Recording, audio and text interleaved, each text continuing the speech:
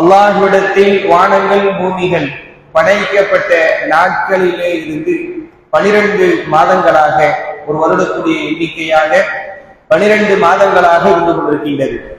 அதில் 4 மாதங்களை அல்லாஹ் ரப்பல் ஆலமீன் புனித படித்து வைத்திருப்பதாக சொல்லி காண்பிக்கின்றார்.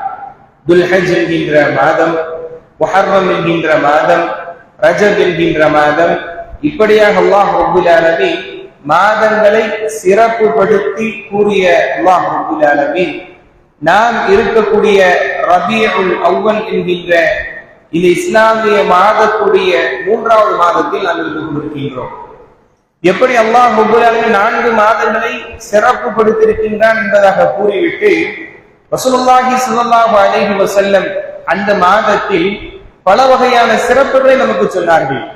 துல்ஹஜ் என்கின்ற மாதத்தை நாம் எடுத்துக்கொண்டோம் என்றால் அந்த மாதங்களில் நாம் அதிகமாக இப்ராஹிம் அலைஹிஸ்ஸலாத்து வஸ்ஸலாம் அவர்களை நினைவு கூர்ந்து அவர்கள் எந்த அளவிற்கு கட்டுப்படக்கூடியவர்களாக, எந்த அளவிற்கு அல்லாஹ்வுடைய கட்டளையை அவர்கள் பின்பற்றியவர்களாக இருந்தார்கள் என்கின்ற படிப்பினையை பெற்று அதிகமான அமல்களையும், குறிப்பாக அந்த மாதத்தில் ஹஜ் செய்யக்கூடியவர்களாக இருக்கக்கூடிய ஒரு சூழலை பார்க்கின்றோம்.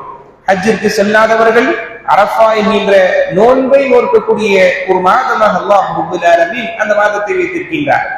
அதே போன்று முஹர்ரம் என்கின்ற மாதம் எடுக்கும் பொழுது அந்த மாதத்தில் மூசா அலைஹிஸ்ஸலாத்து வஸ்ஸலாம் அவர்களை பற்றி அதிகமாக பேசப்படும். எந்த அளவிற்கு அல்லாஹ் மீது அவர்கள் தவக்குல் வைத்தவர்களாக, அந்த கடலே அவர்களுக்கு முன்னால் இருந்த போதும் கூட, எதிரிகள் எல்லாம் ஆபத்துகள் அளவிய சமீபமாக இருந்தும் கூட எந்த அளவிற்கு அவர்கள் அல்லாஹ் மீது தவக்குல் வைத்தவர்களாக இருந்தார்கள். எனவே நாம் இறைவன் மீது, அல்லாஹின் மீது தவக்குல் வைக்கக்கூடியவர்களாக இருக்க வேண்டும் என்பதாக குறித்து முஹர்ரம் என்கின்ற மாதத்தில் சிறப்புப்படுத்தப்பட்டு பேசப்பட்டு, அது மட்டுமல்லாமல் அல்லாஹ்வுடைய தூதர் ஸல்லல்லாஹு அலைஹி வஸல்லம் நமக்கு அதை குறித்துண்டான நோன்புகளையும் நமக்கு சொல்லி இருக்கிறார்கள். ஆஷூரா என்கின்ற நோன்பை நாம் பார்த்திருக்கின்றோம். அன்புள்ள சகோதரர்களே, இப்படி அல்லாஹ்வுடைய தூதர் ஸல்லல்லாஹு அலைஹி வஸல்லம் ஒரு மனிதனுக்கு, ஒரு முஸ்லிமிற்கு இந்த உலகத்தில் வாழும் பொழுது என்னென்ன அமல்களை செய்ய வேண்டும், எந்தெந்த அமலை செய்தால் அல்லாஹ்வுடைய நேசத்தை பெற்றுக் கொள்ள முடியும், எந்தெந்த பாவங்களை செய்து விட்டால் அது நம்மை விட்டு நரகத்தை கொண்டு போய் செல்லக்கூடிய ஒரு சூழலை உருவாக்கும் என்பதை குறித்து முழுமையாக ரசூல் ஸல்லல்லாஹு அலைஹி வஸல்லம் சொல்லிக் கொடுத்து விட்டார்கள். அல்லாஹ் ரப்பல் ஆலமீன் சொல்லி காண்பிக்கின்றான், யா அய்யுஹர் ரசூல் பல்லிக் மா உன்ஸில இலைக வ இன் லம் தஃஅல் ஃபமா பல்லக்த. நபியே, நீங்க என்ன செய்யுங்க, உங்களுக்கு சொல்லிய அந்த விஷயத்தை, உங்களுக்கு இறக்கிய அந்த விஷயத்தை நீங்கள் மக்களுக்கு எடுத்து கூறுபவர்களாக நீங்கள் இருக்க வேண்டும். வ இன் லம் தஃஅல், அப்படி நீங்க செய்யலைன்னு சொன்னா, ஒரு நன்மையை நீங்கள் காட்டி தருவதற்கு நீங்கள் மறந்து விட்டால், ஒரு நன்மையை நீங்கள் காட்டி தராமல் மறைத்து விட்டால், அல்லாஹ் சொல்லி காண்பிக்கின்றான், ஃபமா பல்லக்த ரிசாலத்தக், உங்களுடைய தூது செய்தியை நீங்கள், உங்களுக்கு கொடுக்கப்பட்ட அந்த பொறுப்பை நீங்கள் முழுமை படுத்தியவராக ஆக மாட்டீர்கள் என்று அல்லாஹ் ரப்பல் ஆலமீன் ரசூலுல்லாஹி ஸல்லல்லாஹு அலைஹி வஸல்லம் அவர்களுக்கு உபதேசத்தையும் கட்டளையும் இடுகின்றார். அது மட்டுமல்லாமல் அல்லாஹ்வுடைய தூதர் ஸல்லல்லாஹு அலைஹி வஸல்லம் எப்பேற்பட்ட சூழ்நிலையாக இருந்தாலும் இந்த மக்களுக்கு தேவையான எல்லா விஷயங்களும் நமக்கு சொல்லிக் கொடுத்திருக்கிறார்கள். எந்தெந்த அமலை செய்ய வேண்டும் என்பதாக முழுக்க சொல்லிக் கொடுத்து விட்டார்கள். பிற்காலத்தில் சில சமூகம் தோன்றி அந்த மக்கள் நபியை நேசம் பெறுவதற்காக ஒரு அமலை கண்டுபிடிக்க வேண்டிய அவசியம் இல்லை, அல்லாஹ்வுடைய அந்த அன்பை பெறுவதற்கு நாம் ஒரு புதிய அமலை கண்டுபிடிக்க வேண்டிய அவசியம் இல்லை என்பதை உறுதிப்படுத்தும் முகமாக அல்லாஹ் ரப்பல் ஆலமீன் தன்னுடைய நபியுடைய அந்த தூது செய்தி எப்படி அவர் சொல்லி இருக்கிறாரு, எப்படி மக்கள் மத்தியில் அவர் முழுமையாக எடுத்து சொல்லிட்டாரா, அவருடைய பொறுப்பை முழுமையாக அவர் கூறி முடித்து விட்டாரா, மனிதர்களுக்கு இன்னும் ஏதாவது தேவை இருக்கின்றதா, நன்மை செய்வதற்கும் புதிய புதிய அந்த அமலை செய்வதற்கும் அவர்கள் தேவையுடையவராக இந்த நபி விட்டு சென்றிருக்கிறாரா என்பதை பற்றி அல்லாஹ் ரப்பல் ஆலமீன் சொல்லும் பொழுது 5வது அத்தியாயம் 3வது வசனத்தில் நமக்கு சொல்லி காண்பிக்கின்றார், அல்யௌம அக்மல்து லகும் தீனகும் வ அத்மம்து அலைக்கும் நிஅமதி வ ரதீது லகும் இஸ்லாம் தீனா. இதோ இன்றைய இந்த நாளில் நாம் இந்த மார்க்கத்தை பூர்த்தி செய்து விட்டோம், உங்களுக்கு இந்த மார்க்கத்தை முழுமைப்படுத்தி விட்டோம். அது மட்டுமல்லாமல் உங்களுக்கு எந்த அருளை நாம் பொழிவதற்காக இந்த நபியை நம்ம அனுப்பணுமோ அந்த அருளையும் முழுமைப்படுத்தி விட்டோம். மேலும் இதுதான் நேரான மார்க்கம், இந்த மார்க்கத்தை தான் நீங்கள் பின்பற்ற வேண்டும். மார்க்கம் சொன்னோம்னா ரசூல் ஸல்லல்லாஹு அலைஹி வஸல்லம் எதை வழியாக காண்பித்து தந்தார்களோ அந்த வழியைத்தான் நீங்கள் பின்பற்ற வேண்டும். இதுதான் உங்களை சத்திய பாதையில் அழைத்து செல்லும், இதுதான் என்னுடைய பொருத்தத்திற்குரியது என்று அல்லாஹ் ரப்பல் ஆலமீன் குர்ஆன் வசனத்தில் சொல்லி பதிவு செய்கின்றார். அப்ப இது யாருக்கு கொடுக்கக்கூடிய அந்த சர்டிபிகேட்? இது யாருக்கு அல்லாஹ் ரப்பல் உறுதிப்படுத்தி சொல்கின்றான்? தன்னுடைய நபியல்லாஹி ஸல்லல்லாஹு அலைஹி வஸல்லம் உயிரோடு மக்களுக்கு மத்தியில் வாழ்ந்து கொண்டிருக்கும் பொழுது அப்போது இறக்கப்பட்ட ஒரு வசனமாக இருந்து கொண்டிருக்கின்றது. அப்ப இந்த வசனம் நமக்கு சொல்ல வருது என்ன அப்படின்னு சொன்னா, இந்த நபிக்கு பிறகு நீங்க எந்த ஒரு புதிய அமலும் கொண்டு வருவதற்குண்டான தேவை இல்லை. அல்லாஹ் சொல்கின்றார், இவர் முழுமைப்படுத்தி விட்டார், முழுமையா உங்களுக்கு சொல்லி கொடுத்துட்டாரு. இதுதான் மார்க்கம். இது எது உங்களுக்கு சொல்லப்பட்டிருக்கிறதோ அதை நீ நடுநிலையாக நீங்க பின்பற்றுங்கள். தொழுவ சொல்லியிருக்கா தொழுது கொள்ளுங்கள், நோன்பு வைக்க சொல்லியிருக்கா நோன்பு வைத்துக் கொள்ளுங்கள், கூடுதலாகவும் செஞ்சிடாதீங்க, குறைவாகவும் செய்து விடாதீர்கள். ரசூலுல்லாஹி ஸல்லல்லாஹு அலைஹி வஸல்லம் வாழ்க்கை வரலாறு படிக்கும் பொழுது ஒரு 3 மனிதர்கள் வருவார்கள். வந்துட்டு ஆயிஷா ரலியல்லாஹு அன்ஹா இடத்துல வந்து கேட்பாங்க, அல்லாஹ்வுடைய தூதருடைய வாழ்வு எப்படி இருந்துச்சு கேட்டுட்டு அந்த 3 நபர்கள் அப்படியே பார்ப்பாங்க, நம்ம எந்த அளவுக்கு இருக்கிறோம், நன்மை செய்யாம இருக்கிறோமே, அமல் செய்யாம இருக்கிறோம், இதெல்லாம் பத்துமா, நம்ம செய்யக்கூடிய அமலெல்லாம் போதுமானதா என்பதாக சிந்தித்து ஒருவர் சொல்கின்றார், நான் நோன்பு பிடித்துக் கொண்டே இருக்க போகின்றேன், நான் திருமணம் செய்ய மாட்டேன் என்பதாக தன்னை பற்றற்ற ஒரு வாழ்வுக்குரியவராக இந்த 3 நபர்கள் ஒரு முடிவை எடுக்கிறார்கள். ரசூல் ஸல்லல்லாஹு அலைஹி வஸல்லம் இந்த செய்தியை கேட்ட உடனே நல்ல முடிவை எடுத்தீர்கள் என்பதாக சொல்லவில்லை, உடனடியாக இது ஒரு குழப்பத்தை ஏற்படுத்தும் என்கின்ற ஒரே காரணத்திற்காக உடனடியாக மென்பருக்கு சென்று மக்களை அழைக்கிறார்கள். சமூகத்தை ஒன்று கூட்டி தெளிவுபடுத்தக்கூடிய ஒரு விஷயமா பார்த்தாங்க. எப்படி நன்மைதானே, நோன்பு காலம் முழுக்க நான் பிடிக்கிறேன் என்பதாக சொன்ன மாத்திரத்திலே நான் கொண்டு வந்த ஒரு இபாதத், நான் சொல்லி கொடுத்த இபாதத் ஒருவர் இப்படியும் செய்யறாருன்னு சொல்லி விட்டுருக்கலாமா இல்லையா? ஆனா ரசூல் ஸல்லல்லாஹு அலைஹி வஸல்லம் அந்த நேரத்துல சமூகத்தை ஒன்று கூட்டி மக்களுக்கு தெளிவுபடுத்தக்கூடிய ஒரு விஷயமாக பார்த்தார்கள். ஏன் அப்படி பார்க்கணும்? பார்த்துட்டு சொல்றாங்க, நான் நோன்பு பிடிக்கின்றேன், நோன்பை விடுகின்றேன், உணவு சாப்பிடுகின்றேன், நான் திருமணம் செய்திருக்கின்றேன் என்பதாக நடுநிலையாக வாழ வேண்டும் என்பதாக அல்லாஹ்வுடைய தூதர் ஸல்லல்லாஹு அலைஹி வஸல்லம் ஒரு சமூகத்தை ஒன்று கூட்டி மக்களுக்கு தெளிவுபடுத்தக்கூடிய ஒரு விஷயமாக புதிய புதிய அமல்கள் உருவாகுவதை பார்த்தார்கள். அப்ப இந்த மார்க்கத்திலிருந்து நமக்கு என்ன சொல்லி தரப்படுது? புதுசா ஒரு அமல் கொண்டு வந்துட்டாங்கன்னு சொன்னா அதன் மூலமாக பல மக்கள் பயனடைந்தாலும் சரி, அவர் பயனடைந்தாலும் சரி, அதுவெல்லாம் அங்கீகரிக்கப்படாது. ஏதோ அல்லாஹ்வுடைய தூதர் சொல்லி கொடுத்தாங்க, அல்லாஹ் எதை சொல்லி கொடுத்தானோ அதை பின்பற்ற வேண்டும் என்பது மிக தெளிவாக நமக்கு தெரிகின்றது. ரசூலுல்லாஹி ஸல்லல்லாஹு அலைஹி வஸல்லம் ஹஜ்ஜத்துல் விதாவில் வைத்து, இறுதி ஹஜ்ஜில் வைத்து மக்களிடத்தில் கேட்கிறார்கள். இப்படி பாருங்க, உண்மையாளருக்கு அந்த காலத்திலேயே, இப்படி மடமையான காலத்தில், ஜாகிலியா என்று இஸ்லாம் வராத அந்த காலத்தில் உண்மையாளர் என்று சொல்லப்படுவதற்கு ஒரு தகுதியான நபர் இருப்பாருன்னு சொன்னா முஹம்மது ஸல்லல்லாஹு அலைஹி வஸல்லம் அவர்கள் தான்.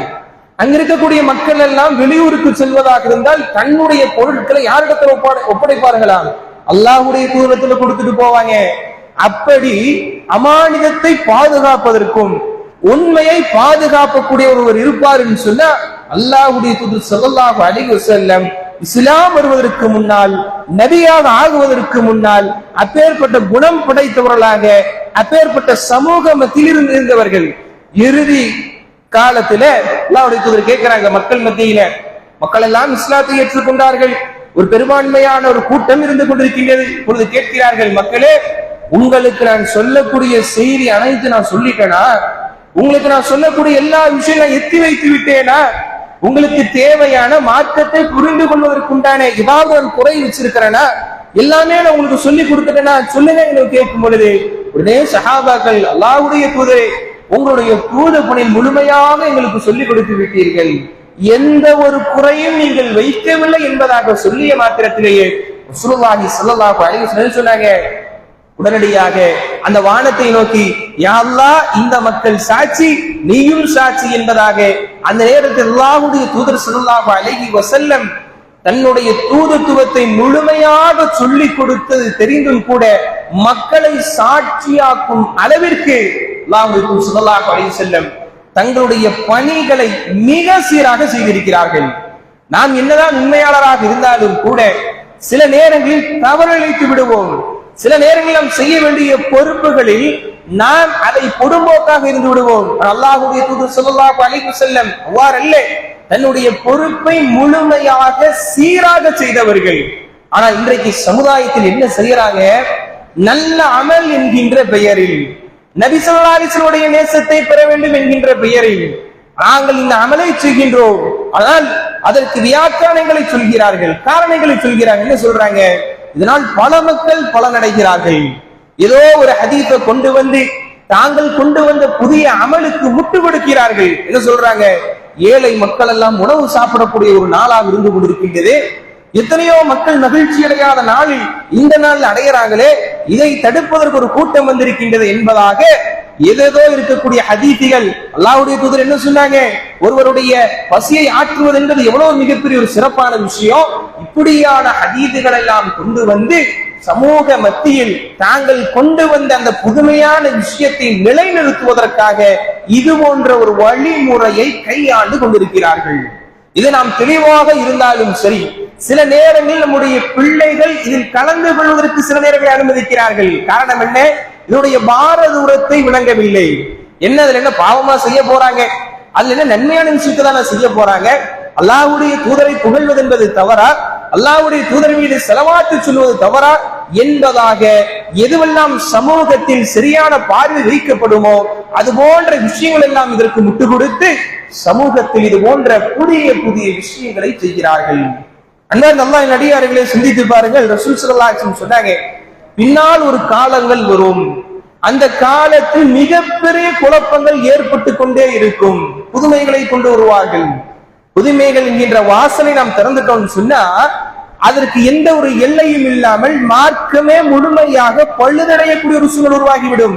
உடனே சஹாபாக்கள் கேட்கிறார்கள், அந்த காலத்தில் நாங்கள் என்ன செய்ய வேண்டும்?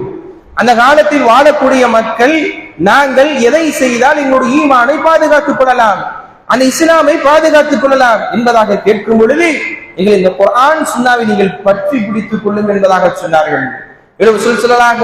சொன்னார்கள், மன் அஹ்தஸ ஃபீ அம்ரினா, யார் நான் சொல்லாத ஒரு விஷயத்தை சொல்கிறாரோ அது நன்மையாகவே இருக்கட்டும், நான் சொல்லாத நான் ஏவாத ஒரு விஷயத்தை என்னை குறித்து ரசூலுல்லாஹ் சொன்னார்கள், இவர்கள் சொன்னார்கள் என்பதாக சொன்னாங்கன்னு சொன்னா அதை நீங்கள் வரவேற்று ஏற்க வேண்டாம், அதை நீங்கள் வரவேற்க வேண்டாம். மாறாக ஹாதா மா லைஸ மின்ஹு ஃபஹுவ ரத்துன், அது நிராகரிக்கப்பட வேண்டிய செய்தி என்பதாக சொன்னார்கள். சில நேரங்களில் சில தொழுகைக்கு சிறப்புகளை சொல்லுவாங்க. மக்களை எப்படி கவர வேண்டும் என்பதற்காக பார்க்கும் பொழுது அதை அவர்கள் அதை ஆசைப்படுவதற்குண்டான சிறப்புகளை சொல்லுவாங்க. இப்பேற்பட்ட 2 ரக்காத்துகளை தொழுதால், இது போன்ற மஜ்லிஸ்களில் அமர்ந்தால், இது போன்ற இந்த மௌலூதுகளை ஓதினால் உங்களுக்கு கிடைக்கக்கூடிய சிறப்புகள் என்ன தெரியுமா என்பதாக கூறி சொர்க்கத்திற்கு செல்லலாம் என்று சொல்லும் அளவிற்கு குர்ஆனிற்கு முக்கியத்துவம் கொடுப்பதை விட அன்றாடம் வாழ்வில் ரசூல் ஸல்லல்லாஹு அலைஹி வஸல்லம் எந்த நபியை பின்பற்ற வேண்டும், எந்த நபியுடைய பாசம் வேண்டும் என்பதாக சொல்லக்கூடிய அல்லாஹ்வுடைய தூதர் ஸல்லல்லாஹு அலைஹி வஸல்லம் வாழ்வில் அன்றாடம் தொழ வேண்டும் என்பதாக சொன்னார்கள். இறுதி நேரத்தில் மரணம் அடையக்கூடிய அந்த சில தினங்களிலும் கூட ரசூல் ஸல்லல்லாஹு அலைஹி வஸல்லம் தொழுவதற்கு தங்களுடைய நடக்க முடியாத அந்த நேரத்திலும் கூட கோடிட்டவர்களாக 2 நபர்களுடைய தோளில் கை போட்டவர்களாக தொழக்கூடிய அந்த அல்லாஹ்வுடைய தூதர் ஸல்லல்லாஹு அலைஹி வஸல்லம் சொல்லிய உபதேசத்தை சமூகத்திற்கு சொல்வதற்கு மறந்து விட்டார்கள். ஆனால் இது போன்ற பிதஅத்துகளை மக்களுக்கு மத்தியில் கொண்டு வரக்கூடிய ஒரு சூழல் இருந்து கொண்டிருக்கின்றது. ரசூலுல்லாஹி ஸல்லல்லாஹு அலைஹி வஸல்லம் சொன்னாங்க, இன்ன கைரல் ஹதீஸி கிதாபுல்லாஹ், வார்த்தைகளிலே சிறந்த வார்த்தை என்பது அல்லாஹ்வுடைய வார்த்தையாக இருந்து கொண்டிருக்கின்றது. வழிகாட்டுதலில் சிறந்த வழி என்பது அல்லாஹ்வுடைய தூதர் ஸல்லல்லாஹு அலைஹி வஸல்லம் வழியாக இருந்து கொண்டிருக்கின்றது. அதே சமயம் வழிகேடுகள் என்பது இந்த பிதஅத்துகளாக புதுமைகளாக இருந்து கொண்டிருக்கின்றது. அப்பேற்பட்ட புதுமை என்பது நரகத்திற்கு கொண்டு போய் செல்லக்கூடியதாக இருந்து கொண்டு என்பதாக ஸல்லல்லாஹு அலைஹி வஸல்லம் சொல்கிறார்கள். நாளை மறுமையில் மக்கள் எல்லாம் மஹ்ஷர் மைதானத்தில் நின்று கொண்டிருப்பார்கள். அந்த நேரத்தில் ஒரு சூரியன் ஒரு முலமோ அல்லது ஒரு ஜானுக்கு மேலாக இருக்கக்கூடிய அந்த நேரத்தில தாகத்தால் மக்கள் எல்லாம் தண்ணீர் தேடக்கூடிய ஒரு சூழலை அல்லாஹ்வுடைய தூதர் ஸல்லல்லாஹு அலைஹி வஸல்லம் அவர்களுக்கு உரித்தான ஒரு சிறப்பாக இருக்கக்கூடிய கௌசர் என்கின்ற தடாகம் அவர்களுக்கு கொடுக்கப்படுமே. அந்த தடாகம் நீர் தடாகத்தை பற்றி சொல்லும் பொழுது பாலை விட வெண்மையாக அவ்வளவு சுவையானதாக இருக்கக்கூடியதாக இருந்து கொண்டிருக்கின்றது. அது ஒரு முறை மனிதன் அறிந்து விட்டால் தாகமே எடுக்காது என்று சொல்லும் அளவிற்கு அப்பேற்பட்ட நீர் தடாகத்திலிருந்து சில மக்கள் விரட்டப்படுவார்கள். அல்லாஹ்வுடைய சொல்லுவாங்க, இவர்கள் என்னுடைய சமூக மக்கள் அல்லவா, என்னுடைய மார்க்கத்தை பின்பற்றியவர்கள் அல்லவா, எதற்காக நீங்கள் தடுக்குகிறீர்கள் என்பதாக சொல்லி கேட்கப்படும் பொழுது அல்லாஹ்வுடைய தூதர் ஸல்லல்லாஹு அலைஹி வஸல்லம் சொல்லப்படும், இவர்கள் உங்களுக்கு பிறகு வந்த மக்கள், ஆனால் நீங்கள் சொல்லாத விஷயங்களை செய்யக்கூடியவர்களாக இருந்தார்கள், நீங்கள் அனுமதிக்காத விஷயங்களை புதுமைகளை கொண்டு வரக்கூடியவர்களாக இருந்தார்கள் என்பதாக அந்த நேரத்தில் சொல்லப்பட்டு அந்த நீர் அந்த அவருக்கு தரப்படாமல் தடுக்கப்படக்கூடிய ஒரு சூழலை ஏற்படுவதற்குண்டான மிக முக்கியமான காரணம் மார்க்கத்தில் சொல்லப்படாத விஷயங்களை பின்பற்றுவது. எப்படி மார்க்கத்தில் சொல்லப்பட்ட விஷயங்களை பின்பற்றாமல் இருக்கும் பொழுது அதை ஒரு பாவமாக குற்றமாக நாம் அனைவரும் ஒற்றுக்கொள்வோமோ, அதே போன்றுதான் அல்லாஹ்வுடைய தூதர் ஸல்லல்லாஹு அலைஹி வஸல்லம் சொல்லித் தராத ஒரு விஷயத்தை செய்யப்படும் பொழுது அது போன்ற பார்வை சமூகத்தில் பார்க்கப்படுவதில்லை. அதனால் தான் தௌஹீதை தெரிந்திருந்தாலும் கூட, நேரான பாதை தெரிந்திருந்தாலும் கூட, அது போன்ற பாதையை அது போன்ற அந்த விஷயங்களின் மீது அவர்கள் அந்த அளவிற்கு ஒரு பாவமானதாக விதத்தாக பார்க்கப்படாத ஒரு சூழலையாக இருந்து கொண்டிருக்கின்றது. அன்பார்ந்த அல்லாஹ்வின் நபியார்களே, அல்லாஹ் ரப்புல் ஆலமீன் மிக முக்கியமாக இந்த உலகத்தில் படைத்த அனைத்தும், இந்த நபிமார்களை அனுப்பிய அனைத்தும் ஒரே ஒரு நோக்கம்தான். என்ன நோக்கம்? இந்த மார்க்கத்தை நிலைநாட்ட வேண்டும், அல்லாஹ்வை வணங்க வேண்டும், அவனை மட்டும் வணங்க வேண்டும். எப்படி? அவனை வணங்க வேண்டும், 10 ஒன்றல்ல. இப்படி அல்லாஹ்வை மட்டும் வணங்க வேண்டும் என்கின்ற ஒரே ஒரு காரணத்திற்காகத்தான் எல்லா நபிமாரும் அனுப்பப்பட்டாங்க. அப்பேற்பட்ட ஓரிரை கொள்கைக்கு, அப்பேற்பட்ட தௌஹீத் என்கிற அந்த கோட்பாட்டிற்கு மாற்றமான ஷிர்கான வார்த்தைகளை கொண்டதாக இந்த கிதாபுகள், மௌலூத் என்கின்ற கிதாபுகள் இருந்து கொண்டிருக்கின்றது. அதுல எப்பேற்பட்ட வாசங்கள் சொல்றாங்க, அன்த கஃபாருல் கதாயா, நபி அவர்களே நீங்கள் தான் பாவங்களை மன்னிக்கக்கூடியவர்கள் என்று சொல்கிறார்கள், நீங்கள் தான் எங்களுடைய பிரார்த்தனை கேட்கக்கூடியவர்கள் என்பதாக சொல்கிறார்கள், நீங்கள் தான் எங்களுடைய கஷ்டங்களை போக்கக்கூடியவர்கள் என்பதாக சொல்கிறார்கள். ரசூல் ஸல்லல்லாஹு அலைஹி வஸல்லம் அவர்களுக்கு சொல்லப்பட்டாலும் கூட ஏனைய எத்தனையோ நல்லடியார்களுக்கு இது போன்ற ஒவ்வொரு கிதாபுகளும் எழுதி வைத்து சமூக மத்தியில் இது போன்ற விஷயங்களை பரவ செய்து கொண்டிருக்கிறார்கள். நன்கு யோசித்து பாருங்கள் அல்லாஹ்வின், இது போன்ற பழக்கமுடையவர்கள் இதற்கு சமமாக தினம்தோறும் குர்ஆனை ஓதுவார்களா? இது போன்ற குர்ஆனிற்கு முக்கியத்துவம் கொடுப்பார்களா? இதிலே மிக தெளிவாக தெரிகின்றது. சமூகத்தில் இது போன்ற கிதாபுகளுக்கு, இது போன்ற விஷயங்களுக்கு முக்கியத்துவம் கொடுத்து மக்களை ஆர்வப்படுத்தக்கூடிய மக்கள், அது போன்ற வழியை காண்பிக்கக்கூடியவர்கள் குர்ஆனின் பக்கம் என்றைக்காவது ஓதுவதற்கு அழைத்திருக்கிறார்களா?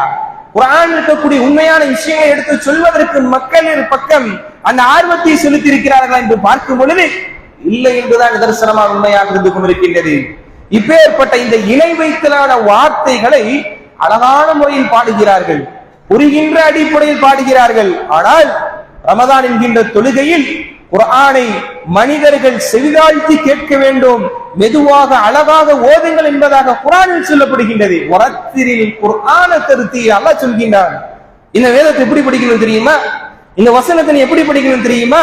வரத்திரில் இந்த குர்ஆனை நீ அழகான முறையில் தர்த்தீலான முறையில் நீ ஓது அப்படின்னு சொல்லி அல்லாஹ் சொல்கின்றான். ஆனால் குர்ஆன் வசனத்தில் சுப்ஹானல்லாஹ் அந்த நேரத்தில் மிக வேகமாக குர்ஆனை முடிக்க வேண்டும் என்கின்ற ஒரே ஒரு நோக்கம் தானே தவிர அதில் சொல்லப்பட்ட சட்டங்களை பேணி ஓதாத ஒரு சூழலை பார்க்கின்றோம்.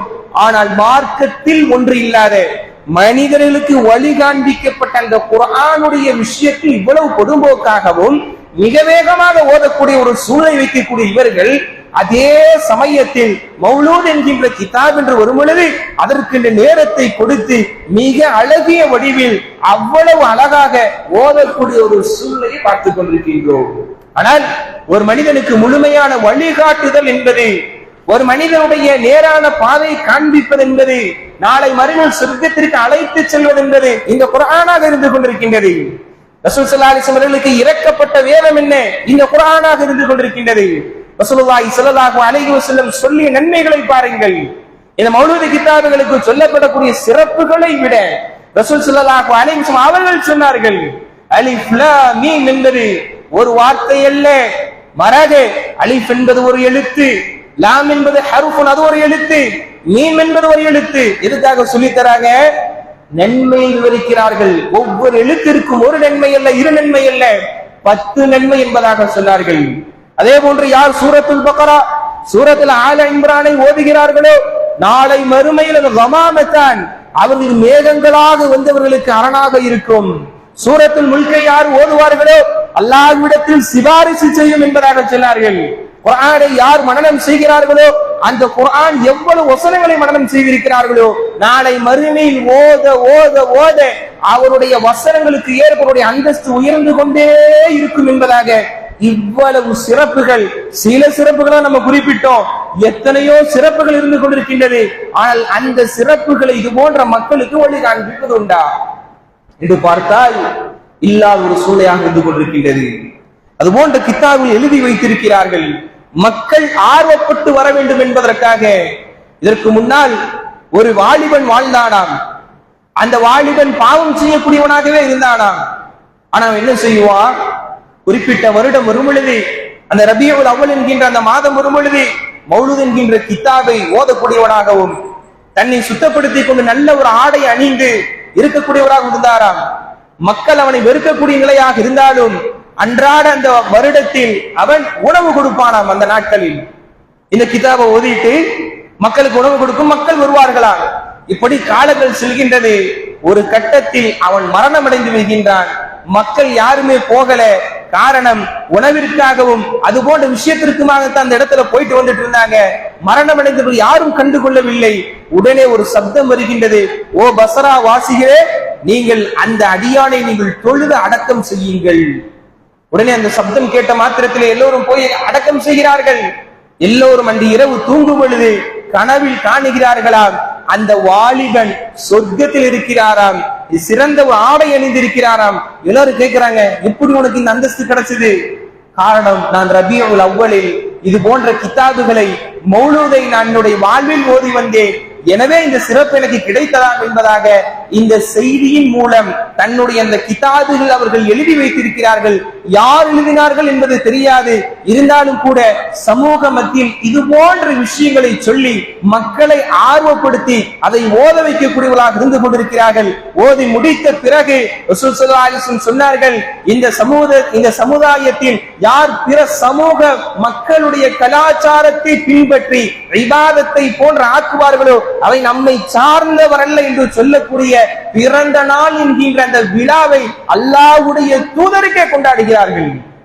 சொன்னாங்க, என்னுடைய கபரை விழா கொண்டாடக்கூடிய ஒரு இடமா ஆக்கிறாதீங்க.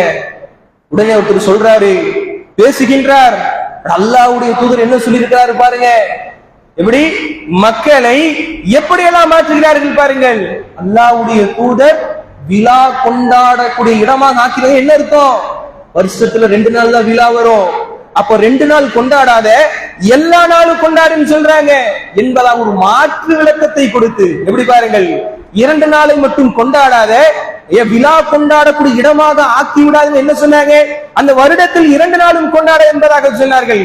ஆனால் மக்களை குழப்புகின்ற ஒரு சூழ்நிலையில் குர்ஆனின் பக்கம் நெருங்க விடாமல், ஹதீஸின் பக்கம் நெருங்க விடாமல், நீங்கள் போனால் உங்களுக்கு புரியாது, அதை படித்தால் உங்களுக்கு புரிந்து கொள்ள முடியாது என்பதாக தூரமாக வைத்து வைத்து இவர்கள் வாயிலிருந்து வருவதுதான் மார்க்கம் என்பதாக புரியப்பட்டு, ஆனால் அதை மக்கள் எதுவாக இருந்தாலும் ஏற்றுக்கொள்ளக்கூடிய ஒரு சூழ்நிலை உருவாக்கிவிட்டது.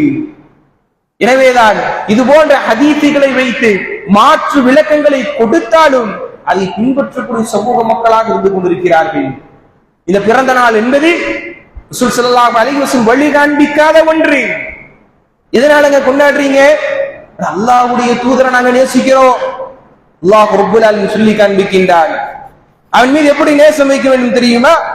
39வது அத்தியாயம் 24வது வசனத்தில் சொல்கின்றார், இது நேசம். எப்படி நேசம் இருக்கணும்? இது போன்ற நேசத்தை நீங்கள் வைக்க வேண்டும். இந்த நேசம் என்ற பெயரில் இன்றைக்கு என்னென்னமோ அமல்களை செய்கிறார்களே, அந்த அமல் செய்யக்கூடிய வாழ்வில் இந்த பட்டியல் இருக்கிறதா நம்ம பார்க்கணும். அன்புள்ள சகோதரர்களை கவனித்துக் கொள்ளுங்கள். அல்லாஹ் சொல்கின்றான், நீங்க சொல்லுங்க உங்களை எப்படி நேசிக்க வேண்டும் என்பதை. இப்படி நேசிக்கலன்னு சொன்னா அவர்கள் வேதனை எதிர்பார்த்து இருக்கட்டும் என்று அல்லாஹ் ரப்பல் ஆலமீன் நேசிக்க வேண்டும் என்பதை சொல்வதோடு வேதனை வரும் என்று அல்லாஹ் ரப்பல் சொல்லி காண்பிக்கின்றார். 8 விஷயத்தை அல்லாஹ் சொல்கின்றார். இந்த 8ஐ விட அல்லாஹுடைய தூதரை அவர்கள் அதிகமாக நேசிக்காதவரை ஒருபோதும் அவர்கள் முஃமினாக முடியாது என்று சொல்கின்றார். قل إن كان آباؤكم أو أبناؤكم وإخوانكم وأزواجكم وعشيرتكم أموال اقترفتموها إن الله பட்டியலிட்டு சொல்வார். உங்களுடைய பிள்ளைகள், உங்களுடைய பெற்றோர்கள், உங்களுடைய குடும்பங்கள், நீங்கள் நேசிக்கக்கூடிய இந்த வியாபாரங்கள் என்பதாக அல்லாஹ் ரப்பல் ஆலமீன் சொல்லிவிட்டு இவை அனைத்தும் விட அல்லாஹ்வுடைய தூதரை நீங்கள் நேசிக்க வேண்டும். என்ன அர்த்தம்? அல்லாஹ்வுடைய தூதர் நேசிக்கிறது என்ன? அன்புள்ள சகோதரிகளை, எதை அவங்க கட்டளையா சொன்னாங்களோ, எதை அல்லாஹ்வுடைய தூதர் தடுத்தார்களோ அதை நம்முடைய வாழ்க்கையில கொண்டு வரணும். நேசிக்கணும் சொல்றோம். சொல்லிவிட்டு வெளியே இறங்கிய மாத்திரத்திலேயே சொல்லியே அந்த கட்டளைக்கு மாற்றமான முறையில் வாழ்வில் சொன்னா, இன்னைக்கு கூட நம்முடைய வாழ்க்கையில ஒரு யாரை நம்ம நேசிக்கிறோமோ, யாரை நமக்கு ரொம்ப பிடிக்குதோ அவங்க சொன்ன உடனே நம்ம செஞ்சிருவோம். இன்றைக்கு வாலிபர்கள் எதற்காக இது போன்ற ஒரு கோலத்தில் சுற்றுகிறார்கள்? தான் அணிந்த ஆடை கிழிந்தது என்று தெரிந்தும் கூட, தான் வெட்டுகின்ற அந்த முடி என்பது சரியானது இல்லை என்று தெரிந்தும் கூட எதற்காக செய்கிறார்கள்? காரணம் நேசம். தான் யாரை ரோல் மாடலாக வைத்திருக்கின்றோமோ, சொல்றாரோ இல்லையோ அவரை பார்த்து அப்படியே அப்ளை பண்றான். காரணம் நேசம். உள்ள சகோதரர்களே, ஒரு மனிதனுடைய வாழ்வில் நேசம், ஒருவருடைய நேசத்தை பெற்றுட்டோம்னு சொன்னா அவங்க சொல்றாங்களோ இல்லையோ, என்ன சொல்ல வராங்கன்னு சொல்லி எதிர்பார்த்து இருக்கக்கூடியவர்களாக இருப்போம். அதுதான் உண்மையான நேசமாக இருக்குது. ஆனா அல்லாஹ் சொல்கின்றான், உங்கள் குடும்பத்தை விட, உங்களுடைய வியாபாரத்தை விட, உங்களுடைய சொத்தை விட, அனைத்தையும் விட அல்லாஹ்வுடைய தூதருடைய கட்டளை முதன்மையாக இருக்க வேண்டும். கட்டளை சொல்கிறார்களா? உண்மையாக இருக்க வேண்டும். வியாபாரத்தில் நீதத்தோடு நடந்து கொள்ளுங்கள், வியாபாரத்தில் வட்டியை கலக்காதீர்கள் என்பதாக யாரு சொன்னாங்க? அல்லாஹ்வுடைய தூதர் சொன்னாங்க. மோசடி செய்யாதீங்க. ஒரு பொருள் இருக்குன்னா அந்த பொருளுடைய அந்த வெயிட் அதிகமாகணும்னு சொல்லி தண்ணீர் ஊத்தாதீங்க. சில பொருட்கள் இருக்கும் கனமாகணும்னு சொல்லிட்டு வியாபார யுக்தி என்பதாக சொல்லி அதை ஈரமாக்குவார்கள். அல்லது நல்ல பழங்களை மட்டும் மேல வச்சுக்கிட்டு கொஞ்சம் பழங்கள் இருக்கக்கூடியதை கீழே வைக்காதீங்க, தெளிவா மக்களுக்கு தெரிகிற மாதிரி வைங்க. இப்படி எல்லா வகையான வியாபாரத்துக்கும் அல்லாஹ்வுடைய தூதர் ஸல்லல்லாஹு அலைஹி வஸல்லம் ஒரு உபதேசத்தை சொல்லி இருக்கிறார்கள். நம்முடைய வாழ்க்கையில எல்லா விஷயங்களும் எது ஏவனாக, எது தடுத்தாங்க அதை தெரிந்து கொண்டு ஒரு முதன்மையாக அதுக்கு கீழ்ப்படிவார் சொன்னா, கட்டுப்படுவார் சொன்னா அதுதான் உண்மையாக நேசமாகவே இருக்குமே தவிர, இன்றைக்கு சமூகத்தில் ஒரு நாளைக்கு அவரை பிறந்த நாள் என்பதாக கொண்டாடி நேசத்தை வெளிப்படுத்தி விட்டால் அல்லாஹ் சொல்கின்றானே, குல் இன் குன்தும் துஹிப்பூனல்லாஹ், நீங்க அல்லாஹ்வை நேசிக்கிறீங்கன்னு சொன்னா ஃபத்தபிஊனி யுஹிப்புக்குமுல்லாஹ் வ யக்ஃபிர் லக்கும் துனூபக்கும், அல்லாஹ்வுடைய பாவங்களை மன்னிப்பான், இந்த நபியை நீங்கள் பின்பற்றுங்கள் என்பதாக சொன்னார்கள்.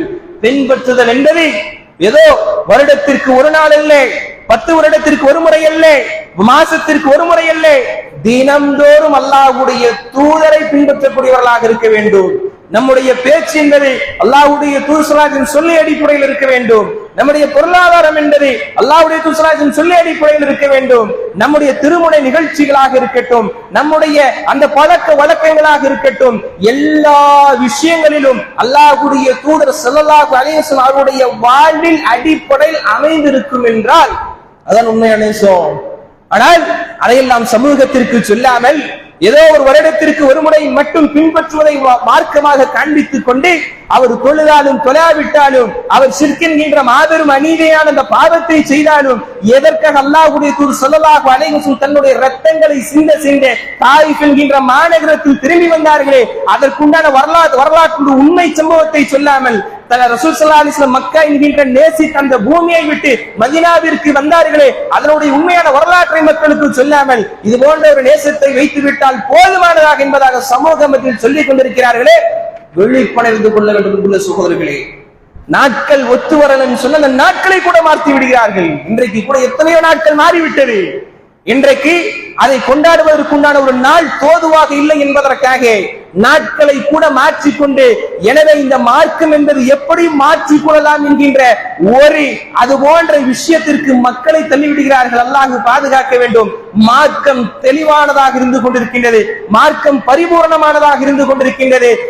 இது போன்ற மௌலிதுகளும் இது போன்ற மீலாது விழாக்களும் அல்லாஹ்வுடைய தூதர் ஸல்லல்லாஹு அலைஹி வஸல்லம் வாழ்க்கையில் வரவில்லை. அல்லாஹ்வுடைய தூதரை நேசித்த சஹாபாக்களுடைய வாழ்வில் இல்லை. தாபிஊன்கள் என்று சொல்லக்கூடிய அதற்கடுத்து ஒரு சிறந்த நூற்றாண்டில் இல்லை. அதற்கடுத்து இருக்கக்கூடிய தபவு தாபியீன்கள் என்று சொல்லக்கூடிய அவருடைய வாழ்வில் இல்லை. ரசூல் ஸல்லல்லாஹு அலைஹி வஸல்லம் சொன்னார்களே, கைருல் கர்னி சும்மல் லதீன யலூனஹும் சும்மல் லதீன யலூனஹும், சிறந்த நூற்றாண்டு என்பது என்னுடைய நூற்றாண்டு, அதற்கடுத்து வரக்கூடிய நூற்றாண்டு, அதற்கடுத்து வரக்கூடிய நூற்றாண்டு என்பதாக 3 நூற்றாண்டுகளை சிறப்பித்து சொன்னார்களே, அந்த நூற்றாண்டிலெல்லாம் பார்க்க முடியாத ஒரு அமலை இன்றைக்கு செய்து கொண்டிருக்கிறார்கள்.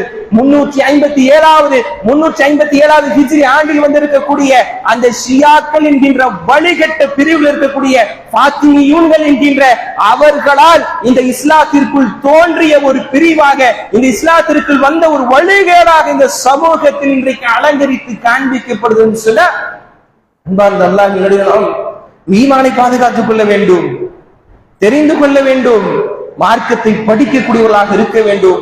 அப்பொழுதுதான் சத்திய பாதையில் இருக்க முடியும். இல்லை என்றால் எப்போது நுழைந்தது என்பது தெரியாது. சஹாபாக்களை விட நாம் நேசிக்க போகின்றோமா? யோசிச்சு பாருங்க. சஹாபாக்களை விட நாம் நேசித்து விட முடியுமா? தாபிஊன்களை விட நாம் நேசித்து விட முடியுமா? ஆனால் அப்பேற்பட்ட அந்த நபருடைய காலகட்டத்தில் இல்லாத, அப்பேற்பட்ட அவருடைய வாழ்க்கையில் இல்லாத ஒரு இபாதத் என்கின்ற பெயரில் செய்கிறார்களே, அல்லாஹ் பாதுகாக்க வேண்டும். இந்த விஷயத்தில் மிக கவனமாக இருக்க வேண்டும். அதே போன்று மார்க்கத்தில் சொல்லப்படாத அனாச்சாரமான காரியங்கள் பிற மதத்தவர்களுடைய அந்த சாயின் அடிப்படையில் எவ்வளவு அழகாக தெரிந்தாலும் அது நமக்கு வழி காண்பிக்கப்பட்டதல்ல என்பதை புரிந்து கொண்டு நம்முடைய வாழ்வில் ரசூல் ஸல்லல்லாஹு அலைஹி வஸல்லம் எதை சொன்னார்கள் அதை கேட்டு நம்முடைய வாழ்வில் பின்பற்றி உயர்ந்த சொர்க்கமான ஜன்னத்தில் ஃபிர்தௌஸை அடையக்கூடிய பாக்கியத்தை அல்லாஹ் ரப்பல் ஆலமீன் உங்களுக்கும் எனக்கும் தந்த அருள் என்ற பிரார்த்தனையோடு இந்த உரையை நிறைவு செய்கின்றேன். ஆமீன். வா ஆகிரு தஅவானா அல்ஹம்துலில்லாஹி ரப்பில் ஆலமீன்.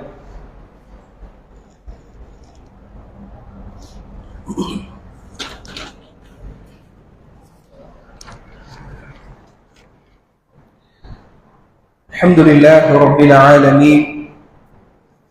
والصلاة والسلام على سيد المرسلين وعلى آله وصحبه والناس أجمعين. கணித்திற்குரிய அல்லாஹ்வின் நல்லடியார்களே, அன்புள்ள சகோதர சகோதரிகளே, முதல் ஜுமா முறையில் ரபீஉல் அவ்வல் என்கின்ற மாதத்தில் இஸ்லாமிய மார்க்கத்தில் சொல்லித்தரப்படாத ஒரு விஷயமாக இருக்கக்கூடிய மீலாது மௌலித் என்கின்ற பிதஅத்தான காரியங்கள் நடைபெற்றுக் கொண்டிருக்கின்றது. எதற்காக நாம் மீண்டும் மீண்டும் வலியுறுத்தி சொல்லப்படுவதற்கான காரணம் என்னன்னு சொன்னா, சத்திய பாதை அல்லாத அசத்தியமான விஷயங்களை எவ்வளவு அழகாக வந்தாலும் நாம் அதை எடுத்துக்கொள்ளக் கூடாது. அது மட்டுமல்லாமல் எத்தனையோ நல்ல அமல் ரசூல் ஸல்லல்லாஹு அலைஹி வஸல்லம் கற்றுத் தந்திருக்கிறார்கள். நாம் அது சம்பந்தமாக படிக்காமல் இருப்பதின் காரணமாகத்தான், தெரியாமல் இருப்பதின் காரணமாகத்தான் இன்றைக்கு ஒரு சாதாரண ஒரு பாமர மக்கள் மார்க்கத்தை தெரிந்து கொள்ள முடியாது. எனவே ஒரு மதுஹபை தான், ஒரு வழிமுறைத்தான் அவர்கள் பின்பற்ற வேண்டும் என்பதாக ஒரு கான்செப்டை கொண்டு வந்தார்கள். ஆனால் இன்றைக்கு மதுஹப் என்று சொல்லக்கூடிய ஷாஃபிஈ ரஹ்மத்துல்லாஹி அலைஹி அவர்களாக இருக்கட்டும், இமாம் அஹ்மத் அவர்களாக இருக்கட்டும், யாரையெல்லாம் இவர்கள் மதுஹபாக பின்பற்றுகிறார்களோ அவர்கள் அனைவரும் சொன்னார்கள், நாங்கள் சில நேரங்களில் எங்களுக்கு கிடைத்த ஹதீஸை வைத்து நாங்கள் தீர்ப்பளித்திருக்கலாம். ஆனால் ஒரு ஹதீஸ் நேரடியாக வருதுன்னு சொன்னா, கிடைச்சிருச்சுன்னு சொன்னா, எங்களுடைய கருத்தை விட நீங்கள் அந்த ஹதீஸிற்கு பொன்வழிக்கு நீங்கள் முக்கியத்துவம் கொடுங்கன்னு சொன்னாங்க. ஆனால் என்ன ஆனது, பிற்காலத்தில் ஒரு குறிப்பிட்ட மதுஹபை மட்டும்தான் பின்பற்ற வேண்டும் என்கின்ற வழிமுறை வந்து அதற்கு பிறகு நீங்கள் அந்த மதுஹப் என்றால் அது கூடாது, இந்த மதுஹப் என்றால் இது கூடாது என்பதாக மதுஹபில் சிறந்தது யார் என்கின்ற ஒரு நிலை உருவானது. இப்படியாக ஒற்றுமைப்பட வேண்டும். அனைவரும் அல்லாஹ்வுடைய கயிற்றை வலுவாக பிடித்து ஒற்றுமையாக இருங்கள் என்று சொல்லி அல்லாஹ்வுடைய தூதருடைய அந்த சமூகத்தை இது போன்ற சிந்தனைகளை நுழைத்து பிரிவினைகள் தோன்றக்கூடிய ஒரு சூழ்நிலையாக இருந்தது. இப்படியான சிந்தனை என்ன செஞ்சுன்னு சொன்னா, ஒரு பாதையை அறிய வேண்டும் என்றால் ஒரு பாமர மக்களால் அறிய முடியாது. ஒரு இமாமிற்கு கீழாக இருந்துதான் அறிய முடியும் என்பது நல்ல விஷயம்தான். ஆனால் என்ன ஆயிடக்கூடாது, அவர் சொல்றதா மார்க்கன் ஆயிடக்கூடாது. சரியான உலமா என்பது, சரியான ஆலிம் என்பவர்கள் ஒருபோதும் அப்படி சொல்ல மாட்டார்கள். நான் சொல்றதுதான் கரெக்டுங்க, நான் சொல்றதுதான் ஒரு சரியான தீர்வாக இருக்கும் என்று சொல்ல மாட்டார்கள். படித்தவர்கள் அனைவரும் சொல்லுவாங்க, ஒரு ஃபத்வா, ஒரு மார்க்கத்துடைய தீர்ப்பை கேட்கிறேன்னு சொன்ன, உதாரணத்திற்கு ஒரு ஆட்டை நான் ஊட்டியா கொடுக்கறேங்க, கொம்பு உடைஞ்சிருச்சு, என்ன விஷயங்க கேட்கும் பொழுது தெரிந்ததை சொல்லிவிட்டு அல்லாஹ் ஆலம், அல்லாஹ் அறிந்தவர் என்பதாக சொல்வார்கள். அல்லது தெரிந்தவரிடத்தில் நீங்கள் கேட்டுக் கொள்ளுங்கள் என்பதாக சொல்வார்கள். மாறாக நான் சொல்வதுதான் மார்க்கம் என்பதாக சொல்லி முடிக்கக்கூடியவர்களாக இருக்க மாட்டார்கள். இன்றைக்கு சமூகத்தில் இது போன்ற விஷயங்கள் நுழைந்து அவர்கள் சொல்வதுதான் என்பதாக ஒரு முற்றுப்புள்ளி வைப்பதின் விளைவாக நேரடியாக குர்ஆன்ல இருந்து வந்தாலும் சரி, ஹதீஸ்ல இருந்து வந்தாலும் சரி, குர்ஆன ஹதீஸ புரிவதற்காகத்தான் மதுஹபுகள் வந்தது. அந்த மதுஹப் இறுதியில என்ன ஆச்சு, மக்கள் படிக்காம குர்ஆன் ஹதீஸ் என்று வந்தாலும் கூட அதற்குத்தான் முக்கியத்துவம் கொடுப்போம் என்கின்ற சிந்தனைக்கு வந்தாங்க. எதனால? இல்ம் என்பது இல்லாதன் காரணத்தினால். அல்லாஹ் குர்ஆனில் சொல்லும் பொழுது ஃபஅலம் அன்னஹு லா இலாஹ இல்லல்லாஹ், அந்த அல்லாஹ்வை நீங்கள் படியுங்கள், லா இலாஹ இல்லல்லாஹ்வை நீங்கள் படியுங்கள். அந்த லா இலாஹ இல்லல்லாஹ்வை முறிக்கக்கூடிய காரியங்கள் என்ன நினைக்கிறோம்னு சொன்னா, லா இலாஹ இல்லல்லாஹ் சொல்லிட்டா சொர்க்கத்துக்கு போயிடலாம் அப்படின்னு நம்ம நினைக்கிறோம். அந்த லா இலாஹ இல்லல்லாஹ்வை முறிக்கக்கூடிய காரியங்கள் எத்தனையோ விஷயங்கள் இருந்து கொண்டிருக்கின்றது. அதில் மிக முக்கியமாக 10 அவர்கள் பட்டியலிடுவார்கள். அதில் முதலாவது ஷிர்க் என்று சொல்கிறார்கள். அந்த ஷிர்க் வார்த்தை அளவாக இருந்தாலும் சரி, செயல்பாட்டின் அடிப்படையில் இருந்தாலும் சரி, இஸ்லாத்தை வெளியேற்றக்கூடிய ஒரு சூழ்நிலையாக இருந்து கொண்டிருப்பதாக சொல்கிறார்கள். ஆனால் இன்றைக்கு அமல்கள் என்கின்ற பெயரில், கலாச்சாரம் என்கின்ற பெயரில் மார்க்கத்திற்கு முரணாக செய்யப்படுகின்றது. அது மட்டுமல்லாமல் இணை வைத்தலான அல்லாஹ்விற்கு நிகராக இருக்கக்கூடிய அந்த அந்தஸ்தை கபரில் இருக்கக்கூடிய அடங்கி இருக்கக்கூடிய நல்லடியார்கள் மீது வைக்கிறார்கள், மனிதர்கள் மீது வைக்கிறார்கள்.